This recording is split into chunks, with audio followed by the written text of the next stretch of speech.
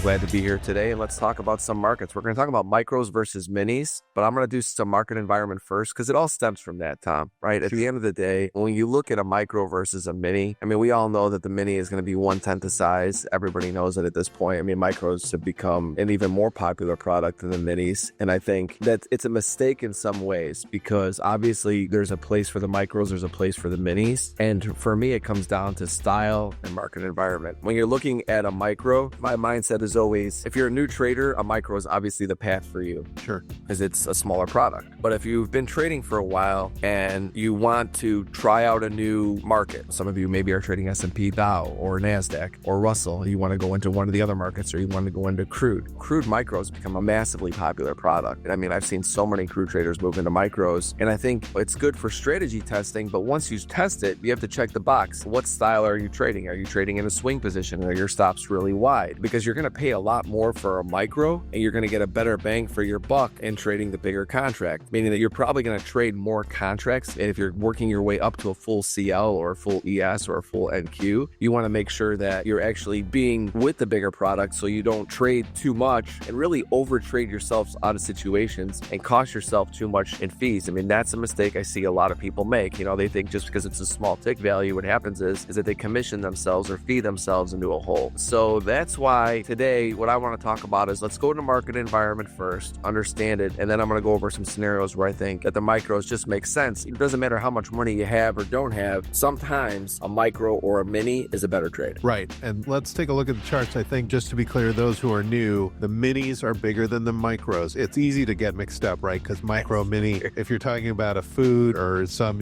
clothes or whatever, what's the difference? But in futures, it does make a difference. The micro is smaller than the mini. So let's just make sure that's in our brains. So let's start off with crude, because obviously during hurricane time and during geopolitical times, the crude oil market has been on my radar for a while, obviously because of, we have geopolitical tensions. Anytime you see missiles fired off, this is probably 101 into futures, right? You don't need to be an advanced trader to know that, oh yeah, there's geopolitical tensions out there that you want to watch the crude oil market. I mean, that's something that everybody under the sun understands. And so we are the center of the universe with the CL product, at CME Group for WTI, West Texas Intermediate Crude. And so that to me is a product you want to look at, whether you're trading it or not, and you want to understand market environment. Also for inflation. So you look at the crude oil market, let's talk about it from a technical perspective. Tom, as you know, I'm going to have my 20-period 3 standard deviation Bollinger Bands. I'm also going to have some moving averages up here. And I go back to this, like the moving averages, more you are a day trader, the shorter time frame you want to have them on. When I'm looking at market environment, I'll use anything between a 5 and a 10 to understand what the trend is. And the reason why I'm up between a 5 and a 10 is because that's my time frame. I'm not overly concerned about what a market's doing on the 21-day or a 50-day or a 34-day. And I do keep them up to kind of give myself visually an understanding of what the bigger overall trend is, how long the trend has been intact. But ultimately, I'll keep a 5 or a 10 or an 8 period right here just to kind of see what's going on. And then that's all we need in that and my Fibonacci retracement tool. And when I look at market environment from crude oil, we go back to here.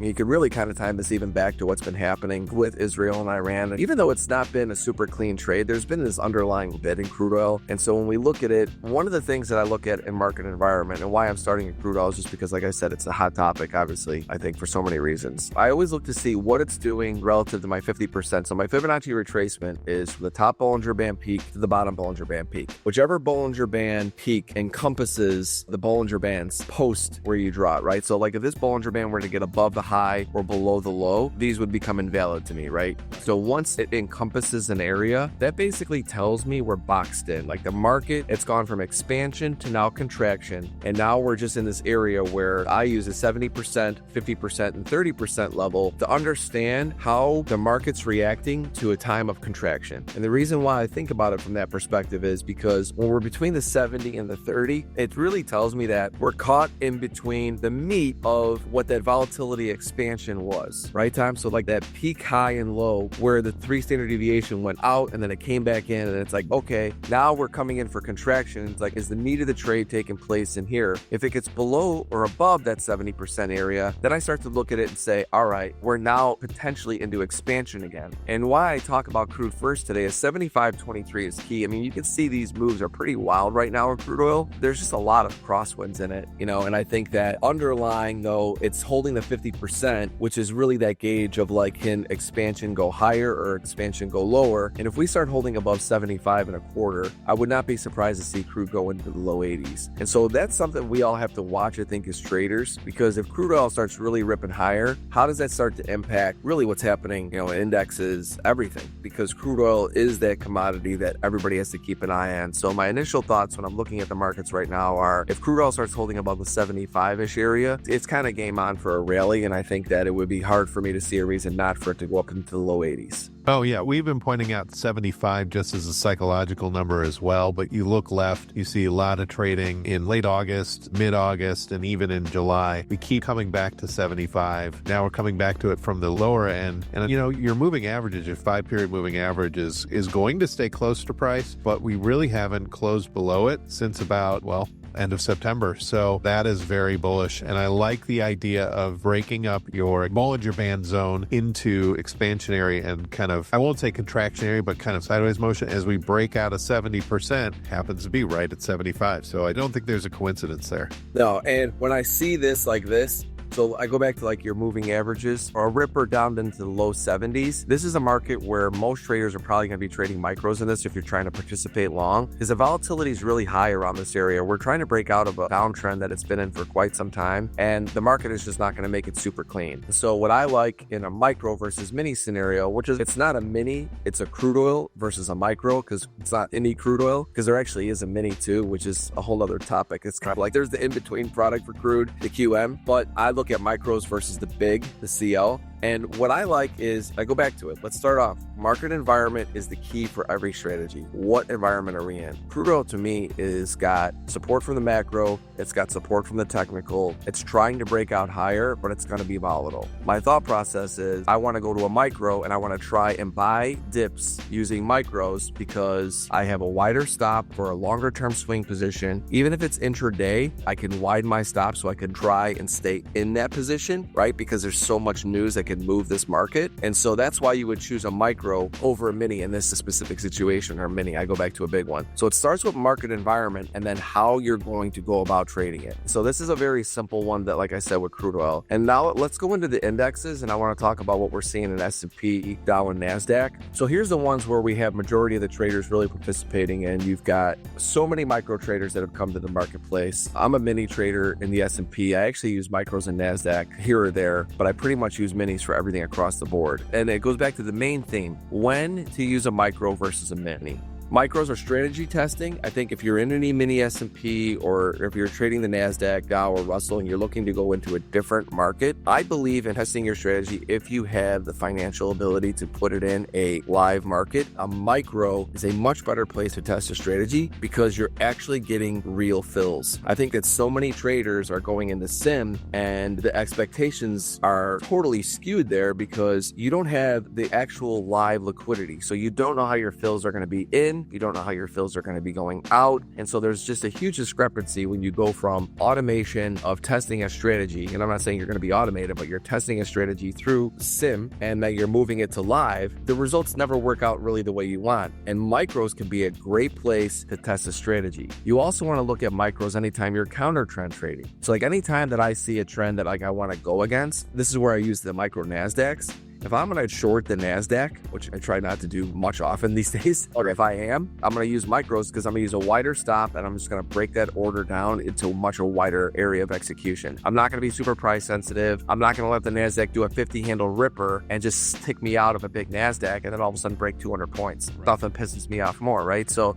counter trend, I'm going to use micros. Wide stop swing positions, similar to what we started off with crude. If I want to be directional and I just want to hold it, like I actually use micro Russell a while back where I just kept buying, buy two or three. That's another good time to use it. Or if you want to use precise hedging, if you're long a bunch of stocks right now and you wanted to short NASDAQ or S&P against that primary trend, a micro allows you to prefer precise hedging. You can hedge using a very small amount. You almost are using it in some ways like an option, but you're just doing it in a way where you're using a future and using a smaller product. And so that's really the way that I lay it out. And then the minis, depending on the market environment, for day traders, this is where I think the mistake mistake is made, Tom. I think that too many traders, they come off of either sim or micros. They start there and they just either stay in the micro side of things. And what happens is that I go back to it. They're over trading the trade. The micros, biggest thing that holds traders back that stay in micros is they overtrade, period. They want to be long. They are trading in and out of that position in that direction, and they are overthinking it, over trading it, over executing it. And that's a problem. And it's not even necessarily the fee aspect of it. What it is, the aspect of is that you never let the trade really work. And because you have more contracts on, you're a busybody entering in and exiting out. Where I think the minis really are important. If you're a short-term day trader and you have a dollar amount of risk, you can put in your contract in an E-mini, NASDAQ, S&P, Dow, or Russell. As long as it's a dollar amount of risk, it might be a smaller contract size, but ultimately you're going to be less of a busybody in managing that position. You don't become a micromanager, which I think is where so many people make the mistake. And when a market starts to run because you have that position on, then you'll, I think, a lot of times start to train yourself to hold that position longer. And so those are like mentally what I think about. If I want to be in a mini and I have a tight stop intraday or a tight stop on a swing position, I'm always going to choose mini when I'm going with trend because I want to have a bigger position, a better bang for my buck, and I want to be in an area with a larger position as soon as possible because my stop is relatively tight and I'm going with trend. So Anthony, to that point about being an over trader using the micros, when you're coming off sim and you're using micros and you're trying your strategy and you're getting your feet wet, at what point do you say, okay, you know what, I can graduate to the E-mini, but if you're over trading, you might not see the results. You might be hesitant to go into a bigger time frame. Like, how do you overcome that? Well, first of all, when you start off on a micro, the micro is what buys you time and it buys you experience. I would say that there's no specific time period that I know that the person transitions, right? But let's talk about a scenario. Let's look at market environment here. Let me go into a mindset, I think, where you would always choose a mini over a micro if you financially can afford it and also if you have enough experience to do it. So here we are with the Bollinger Bands, 20 period, 3 standard deviation, S&P roughly 58.10, 58.13 until we started to see a daily close above it. I thought we were going to come down and trade 56.88. We didn't quite get there, and ultimately the market just stalled in its tracks. I mean, once again, the markets are not rotating to the downside with really any clean moves, but I knew in this area, this would be a rotational area. So during this period of time, let's think about it. Let's go back. If I'm a short-term day trader and I want to be short, I'm going against primary trend, number one, right? So if I'm going against primary trend, intraday micro. Why? Because I'm not going to get blasted on being short S&P. I don't want it to happen, right? I'm counter trend trading and I'm probably going to try to be a little bit of a wider stop because if I'm trying to be short, I'm going to use a smaller position with a wider stop because the market overall trend is still up. So this also goes back to precise hedging. If I'm long a bunch of stocks and I'm coming into the futures market and I look at it and go, I want to be a little bit short here, look at Delhi says we might slow down, or I see this on my chart. You sell a few micros against your overall position. That's a time to where you can be short small and not get blasted. Now you get back above 58.10-ish area. Now, to me, the market looks like it could be an expansion. What I do is I go to my short-term day trading, and let's take this down to here. And now, because I believe the market is going to be bullish, now what I look for is I wait for my A setups to go with primary trend, and I'm going to use a mini because my stop should be tight. Think about this, everybody. Once you have a bias from the daily chart or whatever your wider time frame is, once you get down to a shorter time frame, your stop can be tighter, right? I don't have really wide stops when I'm trying to go with primary trend. I'll typically try to get in as soon as I can with relatively a tighter stop because if the trade is right, it's unlikely the market comes back down too far to, number one, get me into where I want to be in. So I'm going to be less price sensitive going with primary trend. I want to step in right away because I want to try and go with it. And my stop should be tighter because if it's going to work, the trade should start to work right away because anytime short term is aligned with bigger picture, I would always want to choose the E-mini over a micro. And it's because I want to be able to maximize my position sizing for that market's direction, right? And so that to me is 101. You want to wait for that pullback in primary trend. Like if I'm bullish and I'm looking for an area to buy, I want to buy that with a mini. Why do I want to buy that with a micro? So I have a small position on when it finally goes my way. Now, mind you, it still could be wrong, but you could say that about any trade. Ultimately, I want to maximize my position sizing when primary trend is aligned with short-term strategy. And Carlos is one of our viewers. He throws this in, and if you're wrong, right, you have a tight stop because you're thinking if I'm bullish and the overall trend is bullish, we're probably going to be bullish, and a tight stop is okay because you can always get back in again after you get stopped out. Exactly. And, and for me, like today is an example of, so let's talk about what this is real quick. quick because there's no real trade setup for me today, but let's just look at this from this perspective here. I use a 3-minute chart and I'll look to see where the anchored VWAP is from the RTH, regular trading hours, and then I'll look to see if it can get outside this zone. This is just a 3-minute opening range bar. So I highlight this zone as like this yellow is neutral. It's really a no trade for me. If the VWAP can get above there or below there, it would tell me what type of day potentially it is. And so this morning it got a smidge below it, but then on the rally it came right back up in it. I mean, the market is ultimately, it's in the consolidation mode today. But if I all of a sudden saw a scenario where there isn't one that's clear on this chart, but if I got a buy signal, and anybody, it doesn't matter what strategy you're using, it's not about me teaching you an exact strategy here,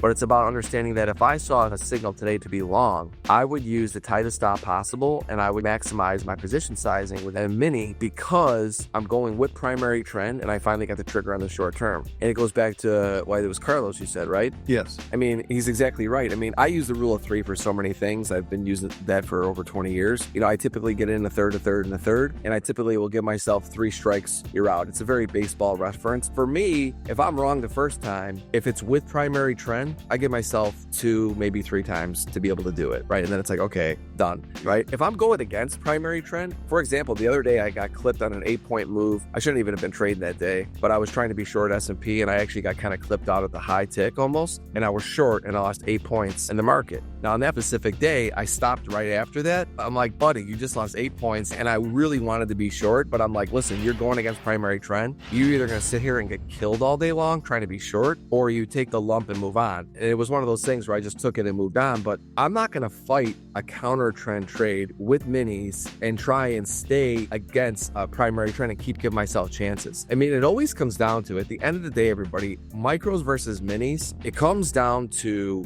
market environment and position sizing. If everything is lined up and you're with primary trend, you want to maximize your position sizing. The market is about taking advantage of moments. If you're always the same size in every position, it's very difficult, in my opinion, to ever fully take advantage of the market, because the market is most likely to take advantage of you when you're going against primary trend, right? Or if you're going against multiple confirmations. So why go win with full minis? That's where you use micros. You test strategy. You see what the market's doing in those moments to learn from it. You don't go in full positions. Full positions are always going to be when everything checks the boxes, and yeah, you're going to lose on some. But if you've done your homework right and you believe in your strategy and it works, those are the ones you're going to capitalize on more in those moments. And that buys you time in this industry because you make more money in that moment. And most people are just churning. They're not getting ahead. They're just getting a little ahead, then they're getting a little behind or whatever. And they're never maximizing it. And so to me, that's one of the key separations between when using a micro versus a mini. And to that point, you know, when you're contra trend, you're thinking, I'm not going to hit a home run. Maybe I'll get a single or a double, to continue the baseball reference. When you're trading with trend, you're hoping for that home run that comes along once in a while, and trade accordingly, right, with your position size. Look how many banger longs there have been this year. I mean, I've caught a few of them with options. I've caught a few of them with futures, and it's like I've had a million mistakes in between them, and it's like the few winners that you have, they really carry you along as long as you were positioned right in the primary trend. I mean, once again, it's not always going to be the case, but looking at a bull market or a bear market, typically more times than not, right now, the bull strategy is going to work over the bear. So why would I want to leverage the bear strategy?